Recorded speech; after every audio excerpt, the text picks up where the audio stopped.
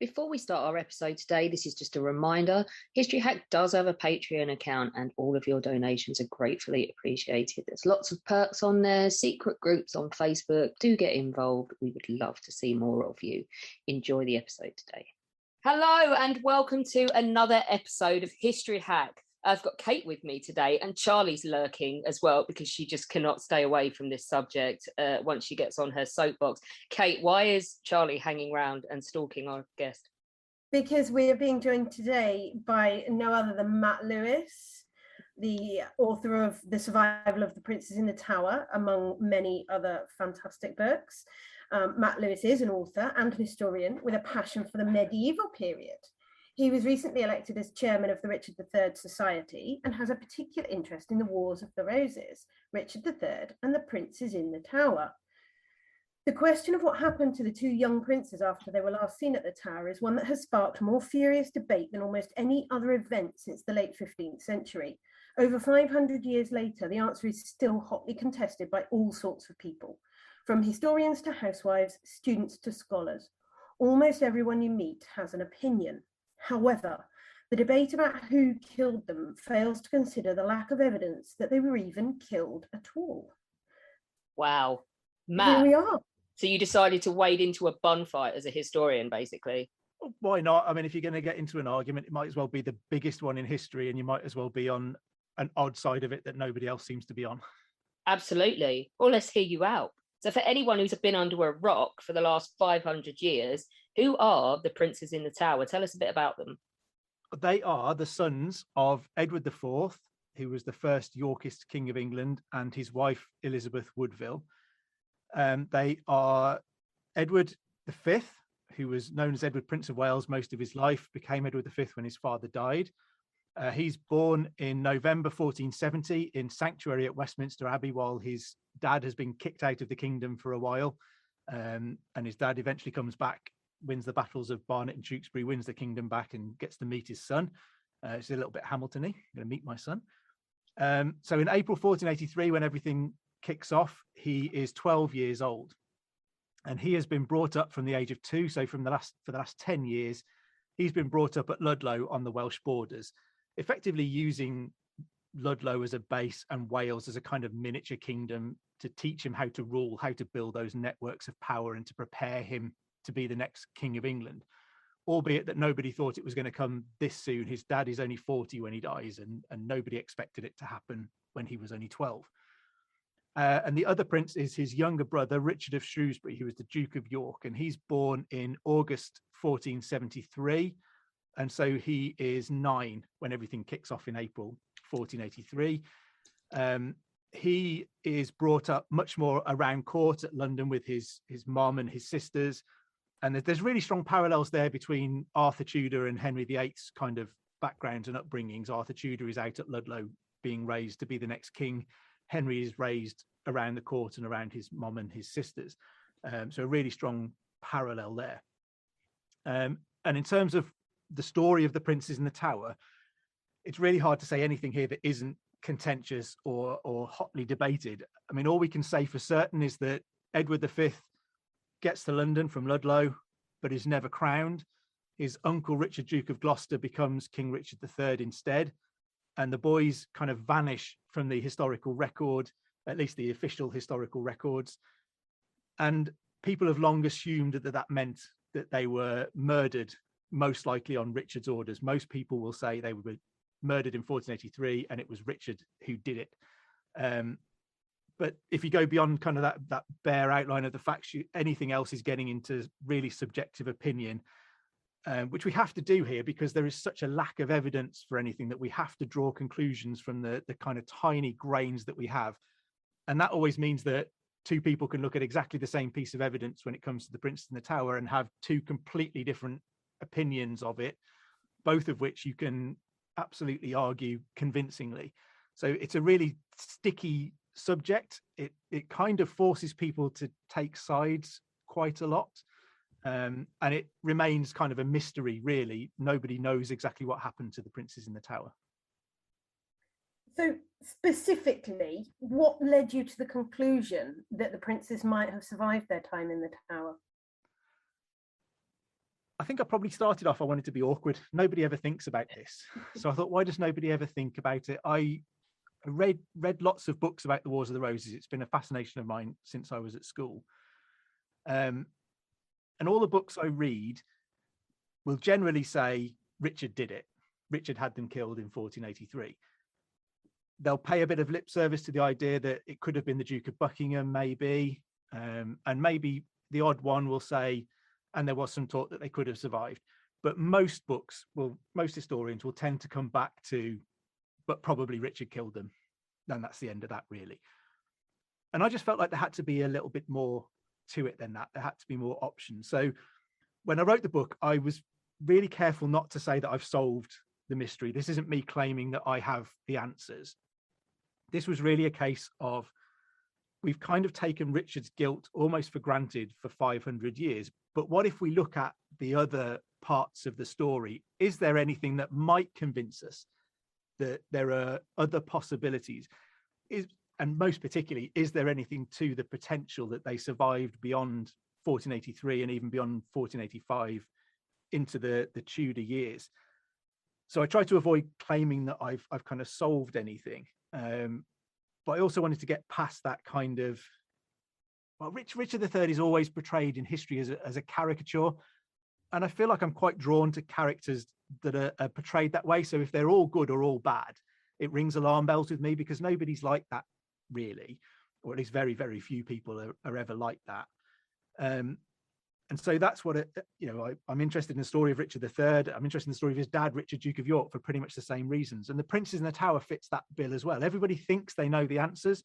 Everybody thinks it's solved. But actually, I think if you scratch at the surface just a tiny little bit, that story starts to crumble and fall apart. Maybe not enough to convince everybody that they could have survived. But I don't think the traditional story has any more evidence to back it up than the ideas that they weren't murdered at all in 1483. You're clearly not the only one, because we do have Mrs. White in the room, and Mrs. White, you don't like the normal narrative either, do you? I think that's just the best point ever, Matt. No one is all black and white, and when they're presented as one or the other, then alarm bells should go off. So I can't wait to hear some more from you on this. Let's start with who the usual suspects are and why you're not convinced that any of them are guilty. So the obvious prime suspect is Richard III. And I would never say that Richard III couldn't have done it. I tend to say that I don't think he did it, but it remains the most likely scenario, if they were murdered in 1483, that Richard was behind it. And if I'm going to ask people to entertain my theories, then I have to at least entertain the notion that Richard could have done it as well. I can't prove it any more than I can prove my theories 100%. But I also think the reverse is true. No one can prove that Richard did it, and no one can disprove my theories either. So I think we all have to give each other a little bit of space to have a sensible conversation about this. It does stir an awful lot of passion, and people will defend their positions quite vehemently. But I think we're never going to get through this argument unless we allow it a little bit of space to breathe and we have a sensible conversation about some of it. I have a lot of problems with the idea of Richard III's guilt. And if anyone wants to read the book, there's lots of them in there. But if I have to boil it down to one kind of key point, I normally point to the idea that if Richard killed the princes in the tower, so let's assume that he's the kind of monster who is going to kill a 12-year-old and a 9-year-old boy. There's no evidence for this anywhere in the previous 30 years of his life, but let's assume he has a change of personality and thinks, right, I'm going to kill my nephews. If he does that, it's to prevent them from being used as a threat against him, for someone abducting them and using them to challenge his right to the throne. But Richard never publicizes the fact that they're dead. He remains silent about it for the remaining 2 years of his life. So if he kills them and doesn't say anything about it, he's killed them for no real gain. And we see the evidence of that running into Henry VII's reign, when at least Perkin Warbeck comes forward claiming to be the younger of the princes in the tower and is widely believed. So the fact that nobody knew that they were dead meant that if Richard killed them and kept quiet, he didn't reap the rewards of doing the deed. It wouldn't make sense to do it and then not tell everybody that they're dead. It's like, why would you bother? Well, exactly. It doesn't achieve anything. I mean, if they're dead, I guess they're not available for anybody to take, but that's not going to stop people trying. We have lots of stories around Richard II. You know, after he was dead, there were plots that a belief that he was still alive in Scotland and plots to try and get him back on the throne. We have the same with Edward II. There are lots of stories that he didn't die at Berkeley Castle when traditional history tells us he did. And you know, his half brothers end up getting executed for trying to put him back on the throne years after he's supposed to have been dead. So we know that stories, and their bodies were shown, their bodies were displayed as dead. So we know that the belief that these people could still be alive is enough to spark revolt and unrest. So why not put it to bed? So we have, like I say, a strong history of showing bodies. It had happened with Edward II, Richard II, Henry VI most recently, as well as the Earl of Warwick and his brother after they were killed at the Battle of Barnet. Precisely so that everybody would know that they were dead and they couldn't be a threat to the throne anymore. So for Richard to show these children's bodies would definitely be distasteful. But I also think if you believe that Richard would do it, I don't know why you think he would draw the line at then displaying the bodies to prove that they were no longer a threat to him. He's kind of this much of a monster, but not quite that much of a monster. I mean, he could blame natural causes. He could say that someone else had done it, most notably the Duke of Buckingham after the October rebellions. And at this point, I think it doesn't really matter whether people even believe the reasons that he's giving. The point is they have to know the boys are dead. Otherwise, the threat from them persists, and it does into the Tudor regime. And I just find it hard to reconcile a man ruthless enough to do it, but not to lie about how they died to get his point across and to get the benefits of doing the deed. And so I think if Richard had his nephews murdered and then kept it quiet, he committed a terrible, awful crime for absolutely no reason and for no gain. And it just doesn't quite make sense in my head. And so people are always quick then to ask, why didn't Richard produce the bodies, or produce his nephews, sorry, if they were still alive? Why didn't he wheel them out and show them to everybody to prove that they were still alive? And I'd say that he would have been taking a huge risk to do that, to alert people to their location, to remind people of their cause, to remind everybody that there was a challenge, a potential challenge to his own throne out there. So I think perhaps the question we should be asking is, if they were dead, why didn't Richard produce the bodies? Not if they were alive, why didn't he show them? Because there were very good reasons not to. The other suspects that float around have similar holes in the stories, but in many ways, a lot of them are as likely as Richard if there were any murders. So the Duke of Buckingham, Henry Stafford, is a prime candidate.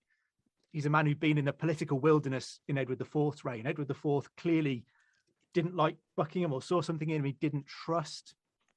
So he's been pretty much excluded from all government activity. As soon as Edward IV dies, as Richard Duke of York is making, Richard Duke of Gloucester, I can't call him Richard Duke of York, that's awful. As Richard Duke of Gloucester is making his way south, he is joined by Henry Stafford, the Duke of Buckingham, who sort of appears out of nowhere and becomes a really fast ally to Richard. He said his right hand all through the rest of the spring and summer is credited with really helping Richard onto the throne, paving the way kind of thing, if you believe that that's what was going on.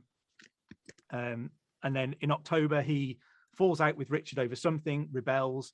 My belief is that Buckingham was making his own bid for the throne in October 1483. He has perfectly good royal blood descended from Edward III. It's often been claimed that he's championing Henry Tudor at this point, because Henry Tudor takes part in the rebellion as well. But I don't see how Buckingham would benefit from that, because he's the second most powerful man in Richard III's England.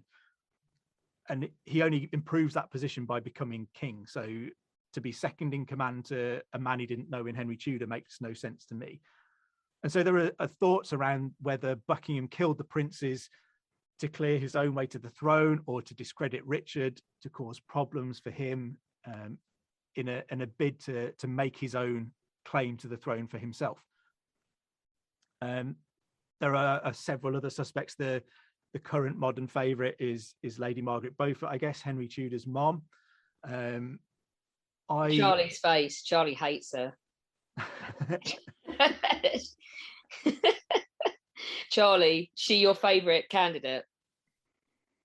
She had the most to gain, but I think that's true. I think you can't discount it. I mean, my get out of jail free card here is that I'm not claiming Margaret Beaufort did it, because I don't think anybody did it in 1483. So, but I don't think you can discount it any more than you can discount anybody else.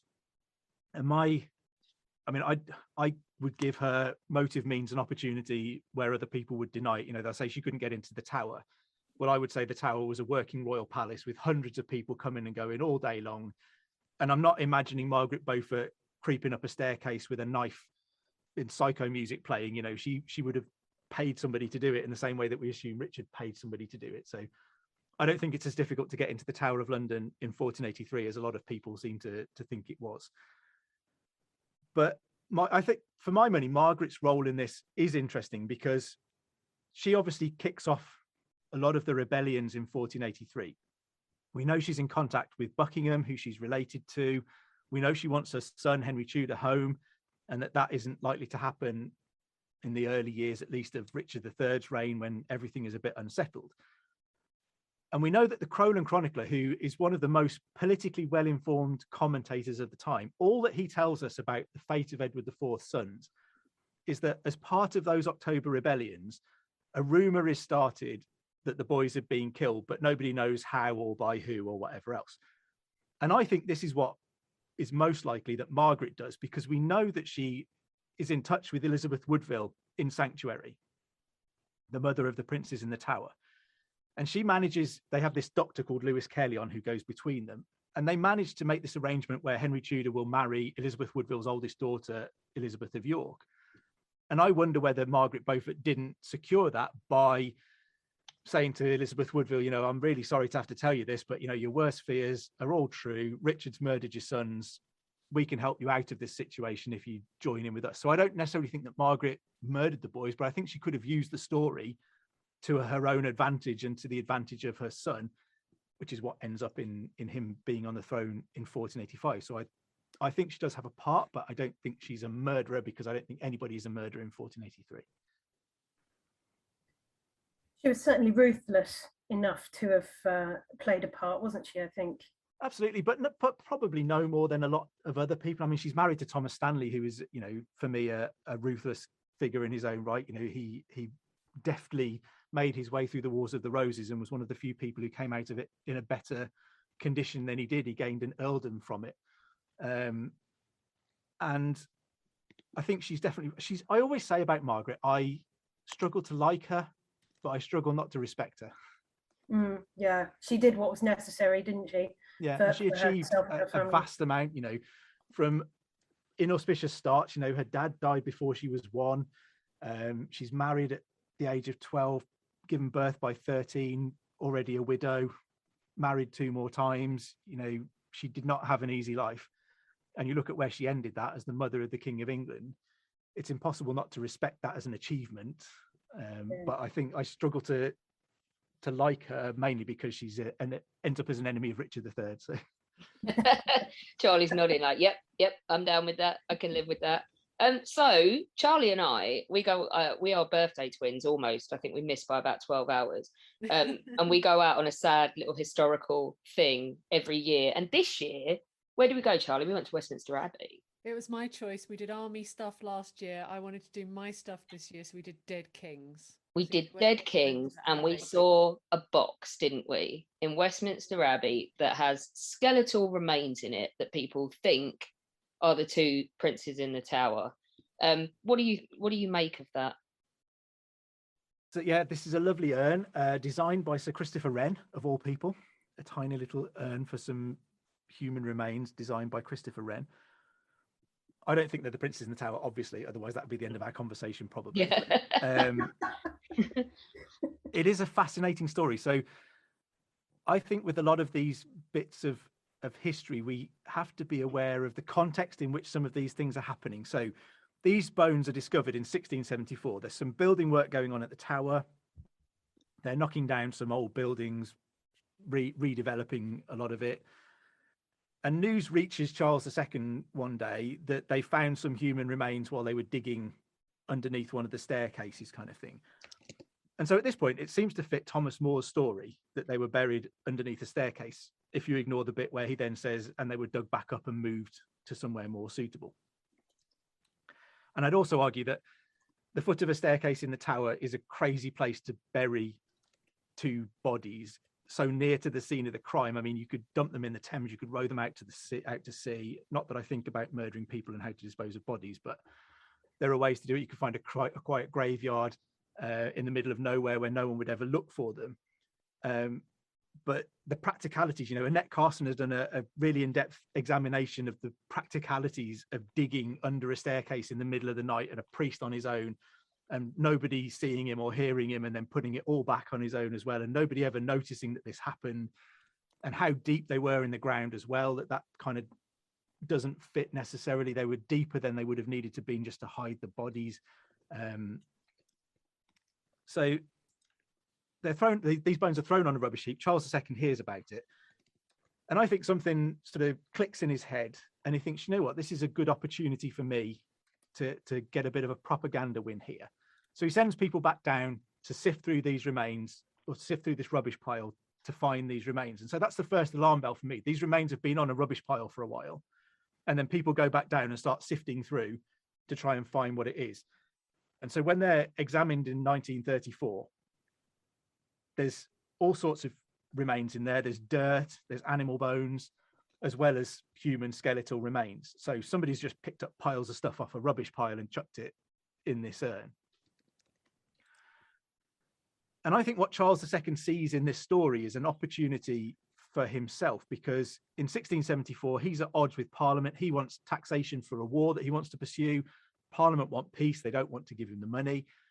And I think he draws some parallels between his position in the 17th century and what happened in the 15th century. So I think the story would go something like this. You've got in the 15th century, Edward V, poor young innocent king who is brutally murdered. And in the 17th century, that's Charles I. My poor innocent dad didn't do anything wrong except be king, and you had him executed. And what happens if you execute an innocent king? Well, then you get a monstrous tyrant on the throne. So your 15th century Richard III is your 17th century Oliver Cromwell. And what you need then is someone to come and save the nation from that person. So in the 15th century, it's Henry Tudor on his white steed, obviously. And in the 17th century, it's Charles II coming back after Cromwell has died to reinstate the monarchy and help them all out. And I think he's saying, this is what you get if you mess with the monarchy. You get a monster and a tyrant instead. So don't be messing with me now. Just give me the taxation that I want. And so, as I said, these bones, they were exhumed and examined in 1934. And if you read the report of the examination, which obviously I have because I'm a nerd, it's entirely subjective. So it starts off by saying, today we're examining the remains of Edward V and Richard, Duke of York. Well, that's not a great place to start an investigation of what these remains are. It's incredibly limited. So just by the fact that it's taking place in 1934, there's no radiocarbon dating, so they can't properly date the period the skeletons come from. And it's been suggested that they could be Anglo-Saxon, even Roman, or maybe earlier, from before the Tower of London was even on that site. They couldn't age the skeletons properly. They couldn't even sex them with any kind of certainty. It could be two girl skeletons in there, for all we know. There could be more than two sets of human remains in there. They weren't really able to tell.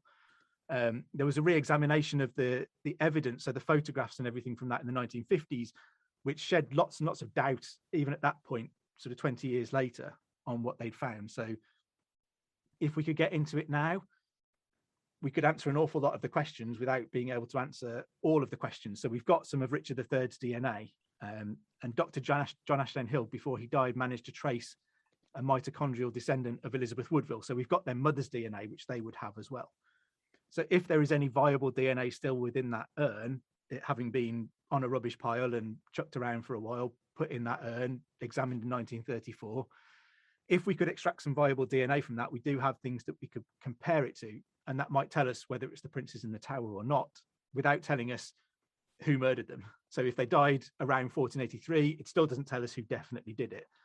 If it isn't them, that still doesn't tell us what happened to them. It still doesn't mean that they weren't killed in 1483. So it would answer some questions about what precisely is in that urn, and if it is them precisely when they died.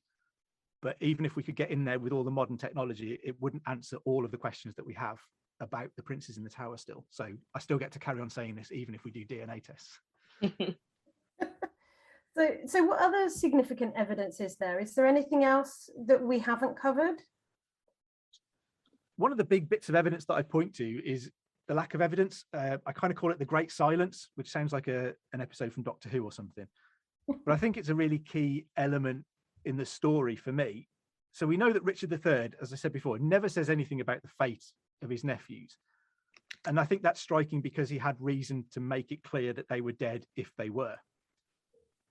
And I think it's striking who else remains silent even after Richard III is dead. So while Richard is king, we can say, okay, no one's going to come out and say he did it because he's the king and he'll have you killed. But after 1485, Richard is dead. We don't have to worry about what he thinks. He can't come after you. And in fact, these are people who would be concerned for the security of the early Tudor regime. So they have a vested interest in protecting the early Tudor regime from potential threats. So Elizabeth Woodville, their mother, she lives until 1492, 7 years after the Battle of Bosworth, never once accuses Richard of murdering her sons. We know that he executes one of her sons, Sir Richard Grey, one of her sons from her first marriage. I mean, I'd argue that's different. He was a grown man, he was involved in politics, and he was executed after a trial. Some people say he didn't have a trial. I say he does have a trial, and I'm talking now. So this is my appearance. Exactly. I what I want. You can argue about it with me on social media afterwards. So Elizabeth Woodville never accuses Richard of killing her sons by Edward IV. Elizabeth of York, their sister, is queen until her death in 1503.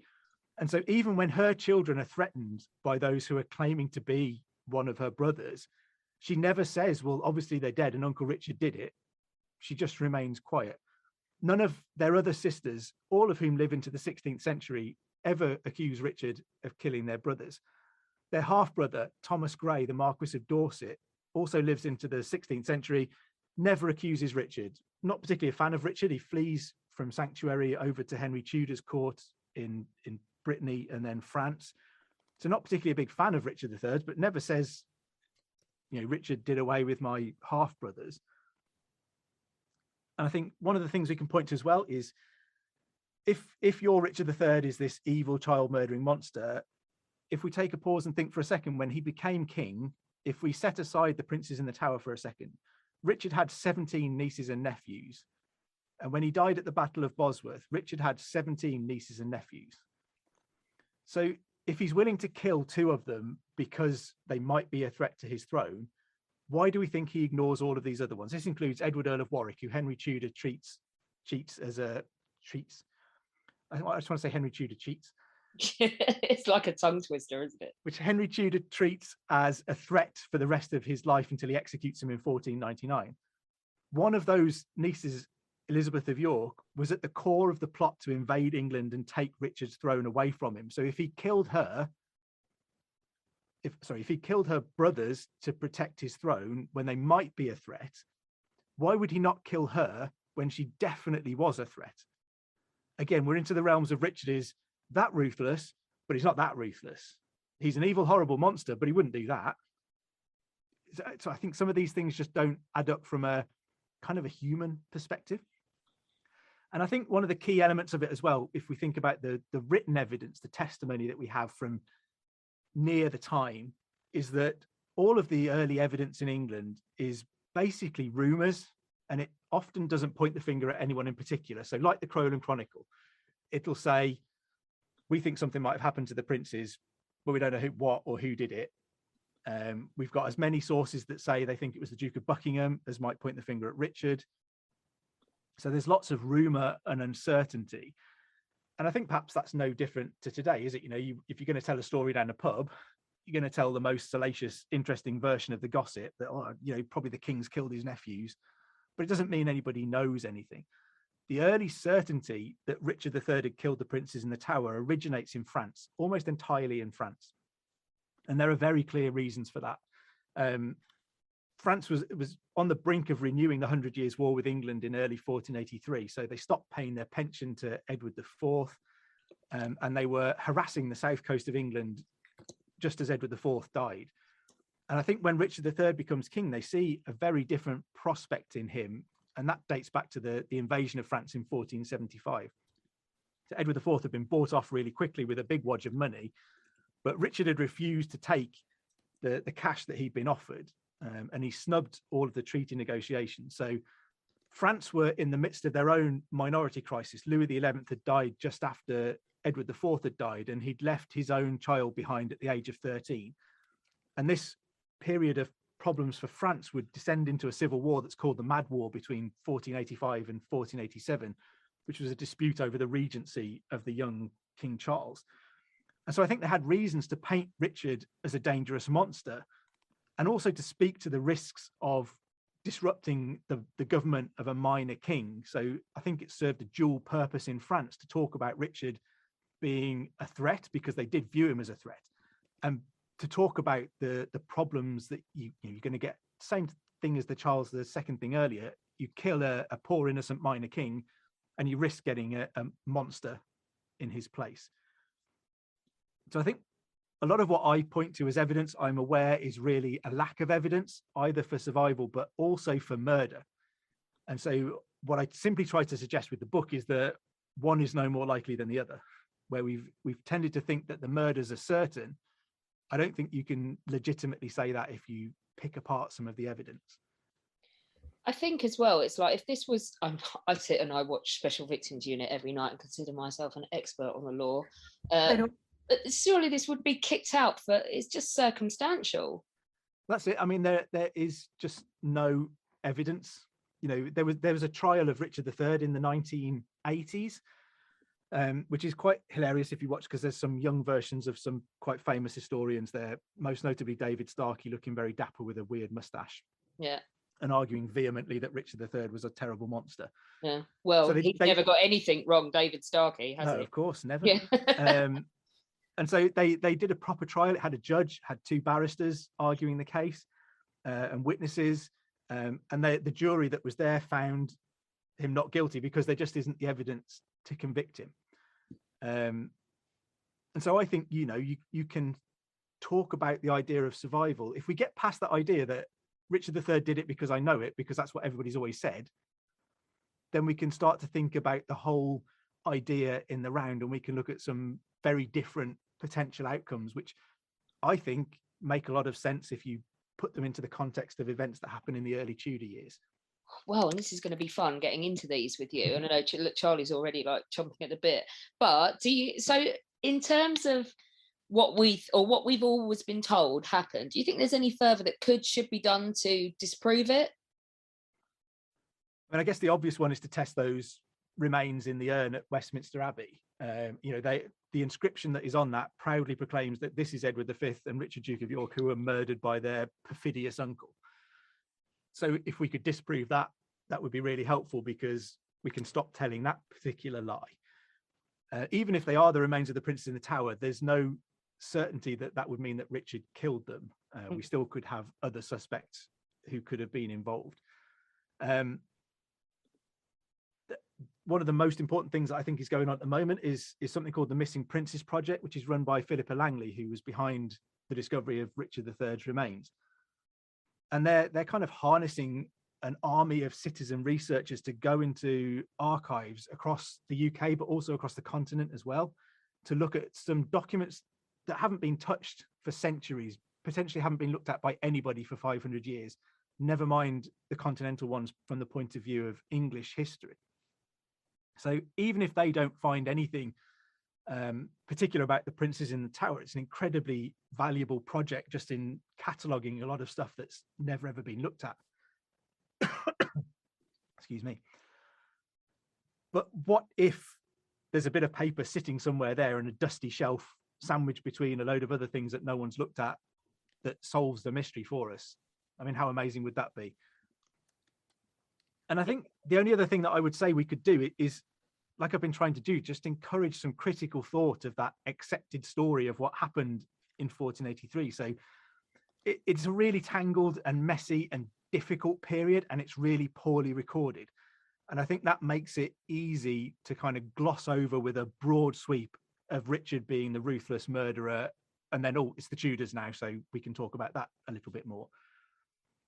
But I don't think anything in life is ever that neat or simple. You know, I mean, I've said before, if it was always the obvious suspect that did it, Agatha Christie wouldn't have had much of a career, would she? You know, there's always a much more to some of these stories than the simple, well, it looks a bit like Richard did it, so let's just say Richard did it and move on to the Tudors because they're much more exciting, which they are not. Oh, don't even get started. History Hack. Our motto on History Hack is F the Tudors. We've had enough of them. That's it. Well, they're ubiquitous, aren't they? They're just everywhere. And I, you know, for me, anything that the Tudors did, the Plantagenets had done it bigger, dirtier, nastier, and earlier than the Tudors. I think, Kate, was it not you that argued that the Tudors were the most overdone thing in history down the pub? No, Beth took that one, but I have argued Tudor hatred a few times. Yeah. I think I did them as the most hated family or something. That's it. Certainly in History Hack circles. So let's go. I mean, like we're all dying to know now. So if they escaped, why did we never find out? How was the secret kept? See, I'd even say that escaped is the wrong word there. You think they were just let out? Well, that implies that Richard meant them harm and they had to get away from that. Okay. I don't think Richard III ever meant his nephews any harm. And I think one thing we can consider here is Richard had a perfectly good working template for how to deal with precisely this situation. So in 1399, Henry Bolingbroke takes the throne from Richard II and becomes Henry IV, the first Lancastrian king. But in 1399, Henry Bolingbroke is a first cousin of Richard II, but he's not considered by most to be Richard's heir. That position is held by the Mortimer family. And so the last Mortimer male adult had died, Earl of March, had died in 1398, the year before, but he'd left behind him two sons. So we've got Edmund Mortimer, who was 7, and he had a younger brother called Roger, who was 5. So Henry Bolingbroke, Henry IV, is now faced with a situation where there are 2 young boys there who lots of people will argue have a much better claim to the throne than him and should be king instead. And what Henry does is he takes them into fairly loose sort of custody, takes them into his household. A few years later, there's an abduction attempt. They're taken, and the idea is to get Edmund to Wales, have him proclaimed King of England.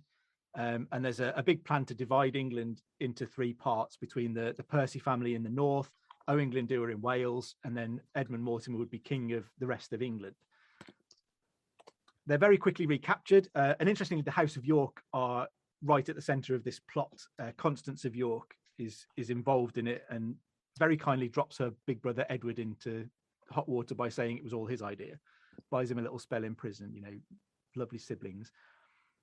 But they're recovered, they're put into a much less loose custody, so they're kept under much closer guard.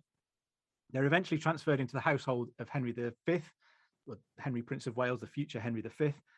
And when he becomes king in 1413, one of the first things he does is release the Mortimer boys. So Edmund goes off, takes up his earldom of March, is one of the wealthiest men in the country. The earldom of March is a vast thing on the Welsh borders, incredibly rich. And I mean, Roger dies a few years later, but not in any suspicious circumstances. So when Henry V is heading off to his Agincourt campaign in 1415, we have the Southampton plot just before he goes. So again, this is the House of York in the form of Richard of Conisbrough, who is Richard, Duke of York's dad, Richard III's granddad, wants to put Edmund Mortimer on the throne. So apparently there was a plan to assassinate Henry V and all of his brothers and replace them with Edmund. But Edmund goes to Henry V and exposes this plot to him and drops all the rest of them in it, gets them all executed. And he carries on serving the Lancastrian government until he dies in 1425 as Lieutenant of Ireland. So for me, there's a perfectly good workable template of how you have 2 young boys with a potential claim to the throne. You bring them up, you make them loyal, whatever Henry IV had done to them, they were loyal to the Lancastrian regime. Edmund clearly didn't want to be king. He exposes plots against the Lancastrian regime. And if I'm Richard III, I'm looking at that and I'm thinking the only bit of that didn't work was that initial loose custody where everybody knows where they are and they get abducted to be used against you. So my slight alteration to that plan would be that I will pop them in a a castle in the north, or I'll separate them. One goes over to the continent, and I'll make sure nobody knows where they are so that no one can try to abduct them to cause trouble and use them against me. So I don't think they had to escape, because I don't think they were ever in any harm. I mean, there are a raft of things that could have happened, but if I had to nail my colours to the mast on this, I think Edward V is popped up to a castle in the north where Richard has been Duke of Gloucester, running the north of England for his brother for over a decade, has lots of castles stocked with incredibly loyal men who would keep the boys safe but keep them secret. And potentially the younger one, Richard, goes off to Margaret, Duchess of Burgundy, who is Richard's sister and has lots of authority in Burgundy. Again, maybe you don't send Edward V there because it's quite close to the French, and that might be asking for a little bit of trouble, but you could send the younger boy there. There's no harm in separating them. They've been brought up completely separately. So I don't think you'd necessarily cause them any distress by sending one way and one the other way. But I don't think they had to escape, because I don't think they were ever in danger. So what about, we touched briefly on one of them. What about the two pretenders, Perkin Warbeck and Lambert Similar? Was there any truth in any of that? Was it, where did it even come from? I mean, what was that all about? I mean, two missing princes and two pretenders to the Tudor crown. I mean, if we're looking for a simple answer.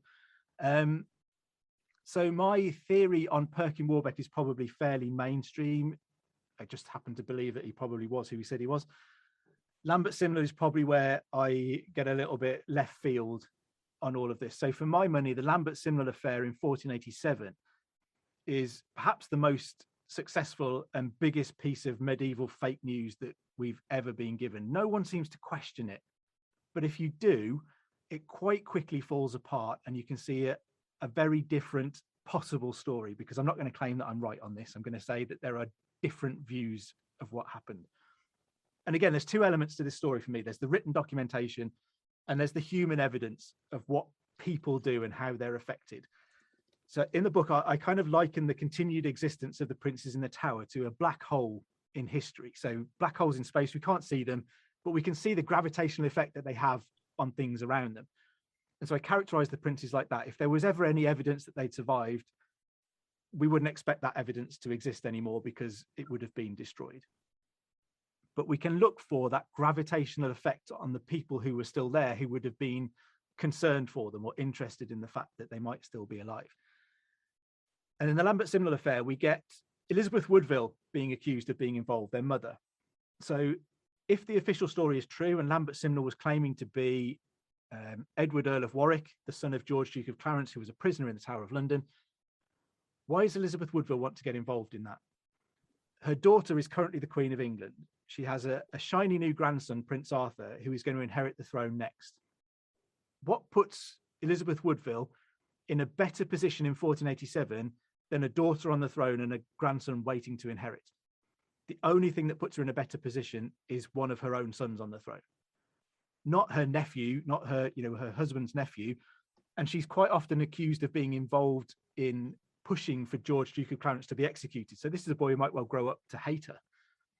So why would she set her own position back by backing this uprising? Thomas Grey, her son, the Marquis of Dorset, her son from her first marriage, he apparently gets arrested and thrown in the Tower when all of this Lambert Similar stuff kicks off. And anecdotally, we're told in some of the chronicles, when he says, "Why am I being arrested?" he's told that if he's really loyal to Henry VII, he won't mind a spell in prison to prove it, which is some great Tudor logic. We've got John de la Pole. Charlie's laughing her head off at this point. This is the way you do Tudor things in Tudor England. Possibly the most interesting person for me is John de la Pole, who is the Earl of Lincoln. And he is the oldest nephew of Edward IV and Richard III. So he's the oldest son of their sister, Elizabeth, the Duchess of Suffolk. John de la Pole had been set up as the potential heir to Richard III after his own legitimate son dies. So Richard only has one legitimate son who dies in 1484. And John de la Pole is generally viewed as Richard's heir from that point onwards. There's lots of discussion about whether it was the Earl of Warwick. It wasn't. It would have been John de la Pole. But Richard never makes an express proclamation on this, because no king ever would. So in 1487, John de la Pole is the senior male Yorkist heir to the throne of England. Yes, his claim would be in the female line, but the entire Yorkist claim to the throne of England was in the female line. So that's not the bar to him pressing his own claim. He's a grown man in his early 20s. He's been trained for government. Everybody knows who he is. There's no question that he's, Lambert Similar, we're told, is a boy from Oxford who was taken over to Ireland and trained to impersonate the Earl of Warwick, who is a prisoner in the Tower. Nobody doubts who John de la Pole is. He definitely is John de la Pole. So if you're looking for someone to follow into rebellion in 1487, would you follow a 10-year-old boy who is pretending to be someone who's a prisoner in the Tower of London? Or would you follow the 22, 23-year-old Earl of Lincoln, who'd been trained as a governor, widely viewed as Richard III's heir, it's a senior male Yorkist? Why would you follow that 10-year-old boy? And more interestingly, John de la Pole joins the Lambert Similar affair. So why would John de la Pole set aside his own perfectly good Yorkist claim to the throne?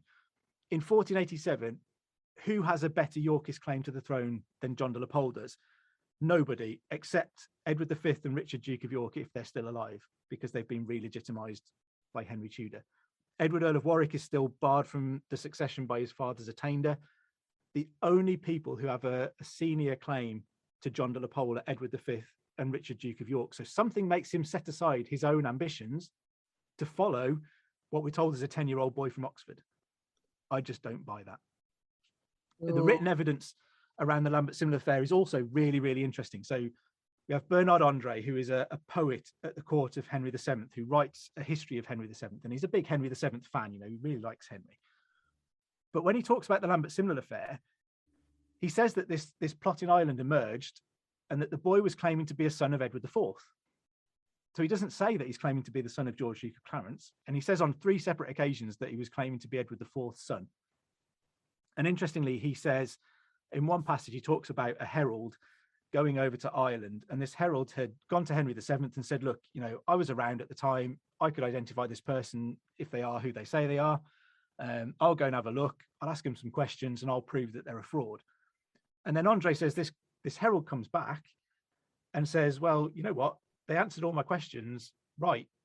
And I can't tell you, he doesn't look like who he's claiming to be. So obviously, he's just been tutored by some really evil people who told him all the right answers to say. That's the only possible explanation. And frustratingly, Andre leaves a blank space where he could have inserted the name of this herald, but it's been suggested it was a guy called Roger Machado, who was a herald for Edward IV and Richard III, and continues as a herald for Henry VII, and then becomes an ambassador for Henry VII. So he would have been around the court, he would have been around these boys, would have known what they looked like, would have known the questions to ask them. And this is the man who goes and comes back and says he can't deny he is who he says he is. And one interesting snippet that I found out about Roger Machado, actually, since I wrote the book, is that he's documented and recorded as owning a house in Southampton that was on Simnel Street. So if we're wondering where this weird Lambert Simnel name comes from, Roger Machado is involved and he has a house on Simnel Street. Is that a coincidence? I don't know. Maybe it is. We get Polydore Virgil. My mind is absolutely blown. Kate, Charlie, are you completely like too? I can't even cope. Please, more. Oh. I've got more. I've got plenty more. So Polydore Virgil, in his Latin manuscript, talks about the Lambert Similar affair being an effort for Edward, because it talks about an Edward Earl of Warwick, he says. But he says this is about Edward retaking the throne. But Edward Earl of Warwick can't retake the throne because he's never been king. The only Edward who could retake the throne in 1487 is Edward V, if he's still alive. And this might explain why this Lambert Simnel has a coronation in Dublin. If we think about Edward V, he's proclaimed king in 1483, but never crowned. So does he undergo a coronation to complete his kingship before he heads to England? We don't see any other pretenders undergoing this kind of coronation ceremony, so that would fit as well. There's an interesting source called the Book of Howth, which is an Irish account of the family of Howth. It's thought that it was written quite late, so it could be unreliable. We don't know entirely how reliable it is. But when it talks about the Lambert Simnel affair, it says all the Irish lords backed Lambert Simnel, except for the Lord of Howth. And Henry VII calls them all over to England in the aftermath of the Lambert Similar affair to slap their wrists and tell them off. And then he gives them a nice big feast. And during this feast, he sends somebody in to serve them wine and everything else. And then somebody pulls the boy who's just served them wine to the front and says, "Ha, the boy who just served you wine was the one that you watched getting crowned in Ireland. You know, this is your king." And he has this line where he has them, Henry VII say, "You Irish will crown apes at length." You know, you'll put a crown on anybody's head. And the Book of House says that all of the Irish lords kind of look around at each other and sort of say, "Nope, don't know who that boy is, never seen him before. That's not the boy I saw get crowned in Dublin." So this Lambert Simnel that's been pulled off the battlefield, for me, is not the leader of that army. He's not the boy that gets crowned. I think he's a complete red herring. So the boy that ends up going off into the royal kitchens and eventually becoming a royal falconer is a complete red herring. He's the fake news.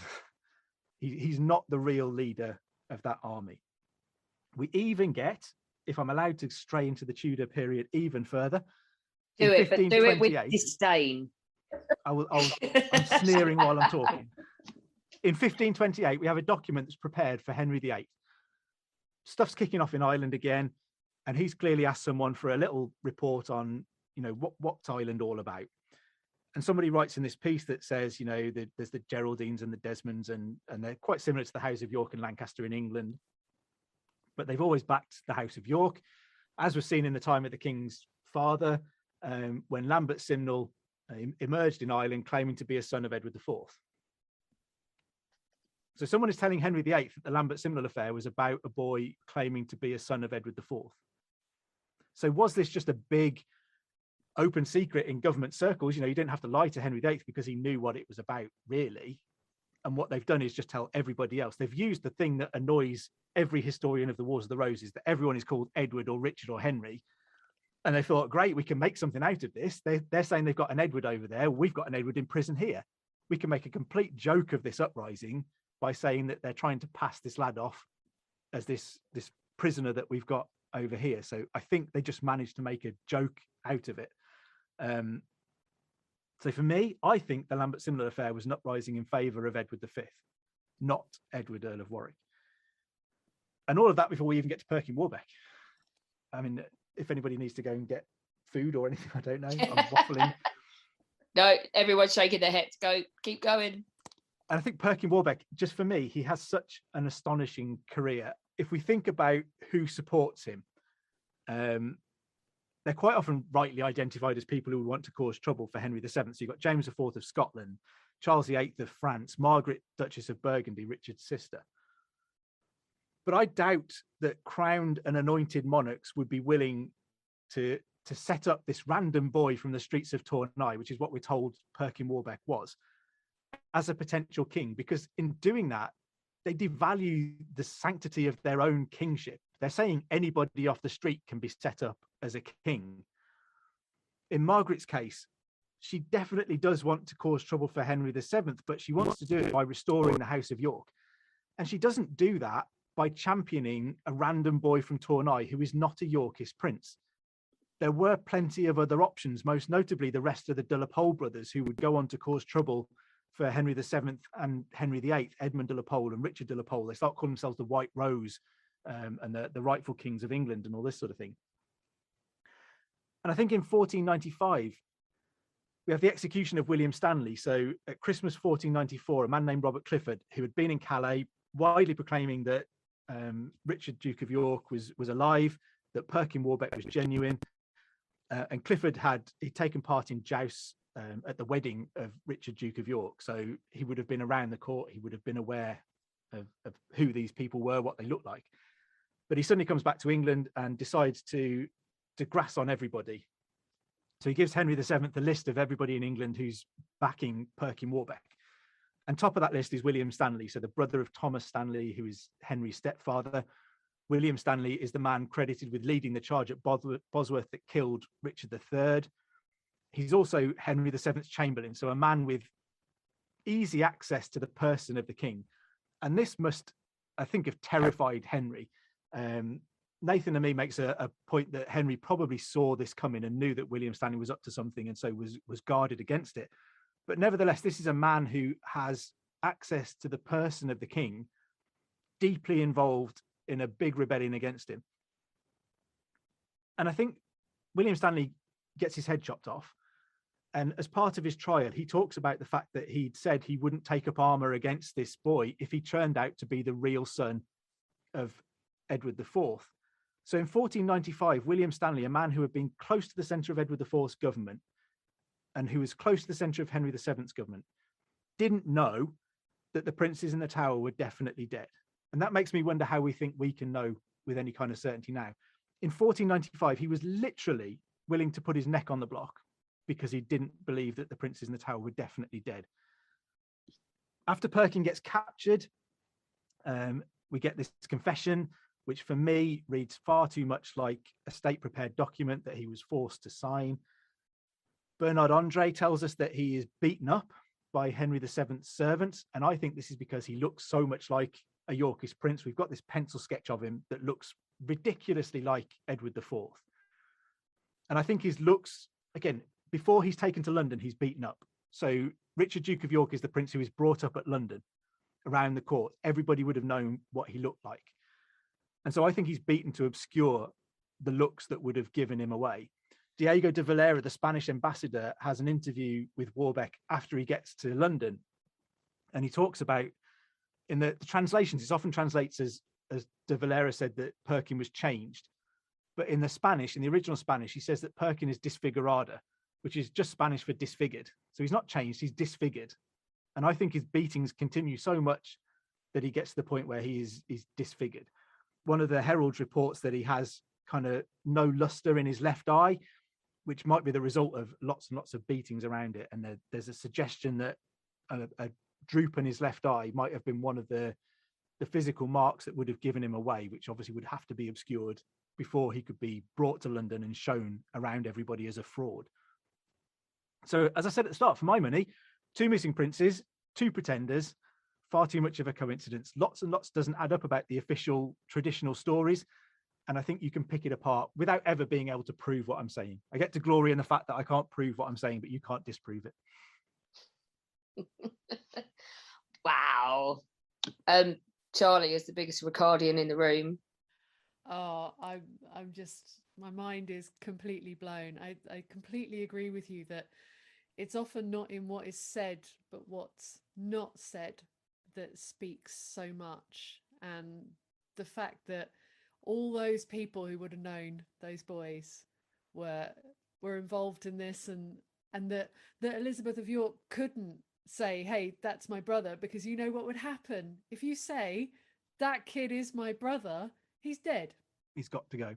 And I think part of the Perkin Warbeck story that's interesting is that having spent 5 years or more trying to take Henry VII's throne, he's captured, and initially he's placed in a kind of really loose house arrest at court. His wife is put into the household of Elizabeth of York. And although we have no record of Perkin and Elizabeth of York meeting, I find it impossible that she wouldn't have talked to Catherine Gordon, his wife, about who he was and what she knew and all of that kind of thing.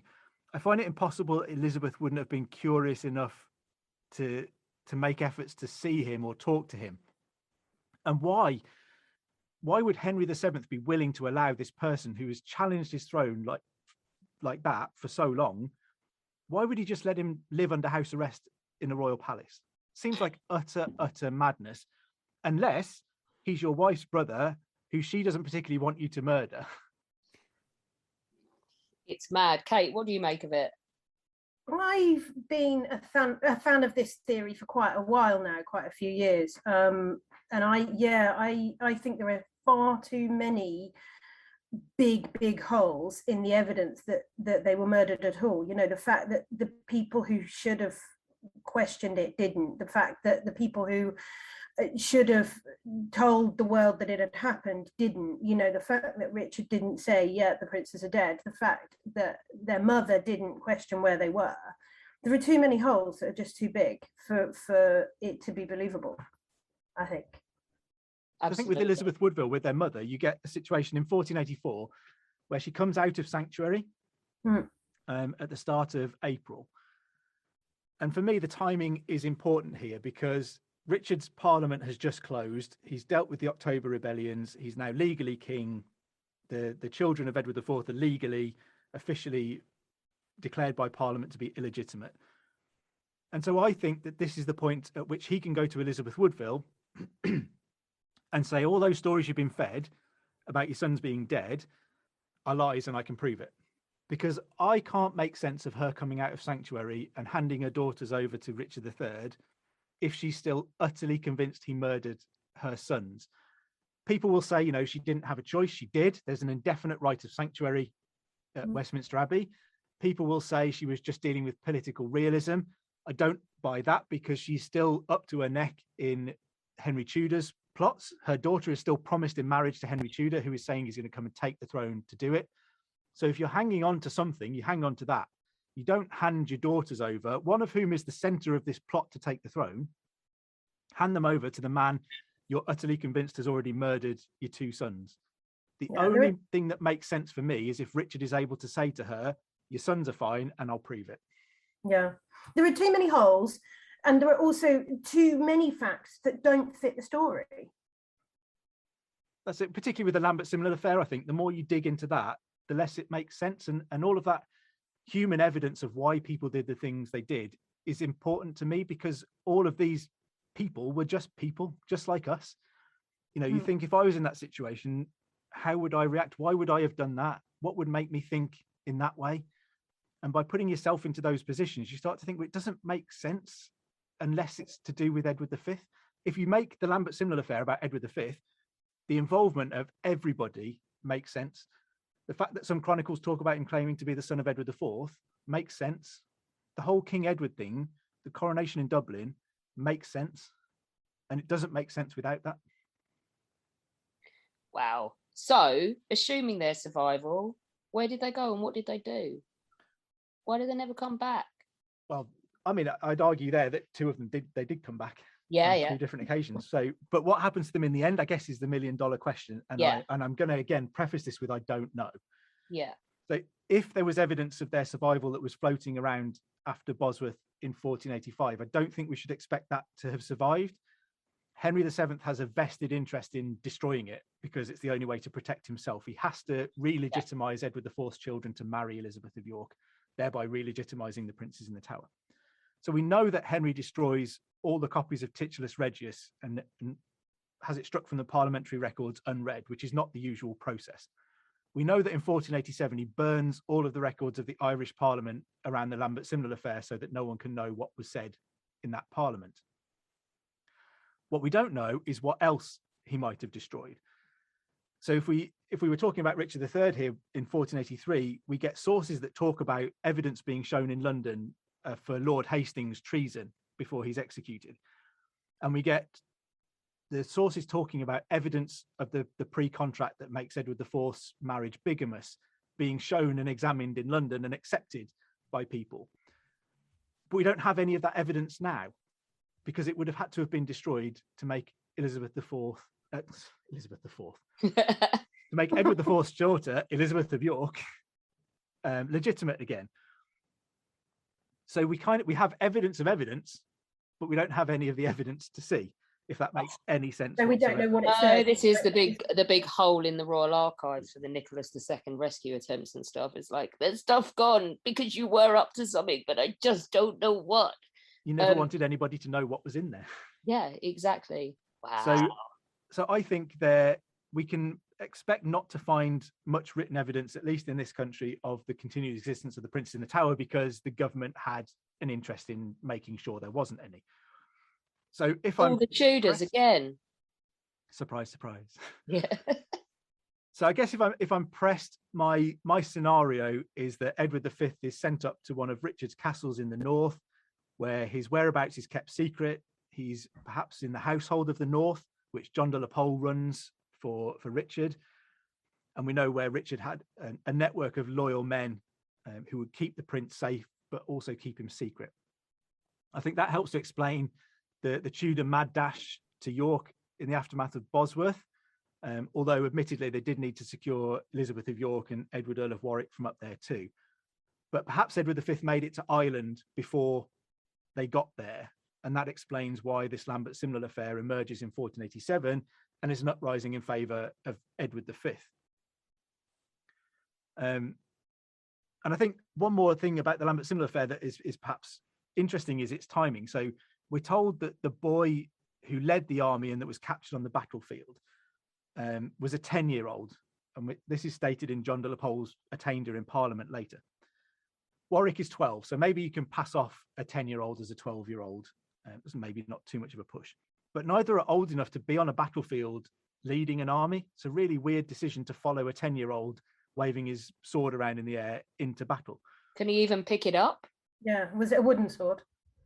Well, interestingly, Shakespeare accuses Richard III of killing the Duke of Somerset at the Battle of St Albans when Richard was 2.5 years old, which always gets me images of like Bam Bam running around with a big club, tiny baby in a Shakespeare's like the worst historian ever. But interestingly, in 1487, if we think about Edward V, if he's still alive, he's now 16.5. So that's a similar age to the Black Prince at Cressy, to Henry V when he's Prince of Wales at the Battle of Shrewsbury. And Edward would be the son of the undefeated warrior king Edward IV, who is now of an age to win his spurs in the same way as the Black Prince and Henry V might have been. So if you're looking for who to follow, are you going to follow a random 10-year-old boy from Oxford, or are you going to follow the 16.5-year-old son of the greatest warrior king in living memory? Well, I'm pretty sure I know who I'd follow onto the battlefield out of those two. On that note, wow, you have blown our minds today. Thank you so much for coming on to share with us all of the stuff. Well, not all of it, because everybody go and buy the book so that you can digest this at your own pace as well. The Survival of the Princes in the Tower, which we will absolutely make available on the History Hack Bookshop, but also your other books as well. So you've written on Stephen and Matilda's Civil War, Richard III, Loyalty Binds Me, Richard Duke of York, King by Right, and on the Wars of the Roses as well. So there is a whole mass of history available from this man. Thank you so much.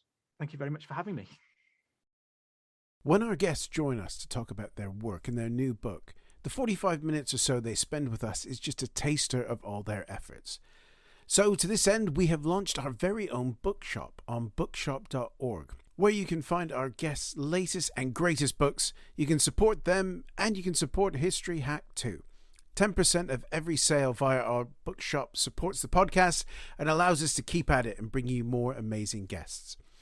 You can find our bookshop at bookshop.org/shop/history hack, or just search on bookshop.org for us under the shops bit. Thank you for your continued support, and here's to your next great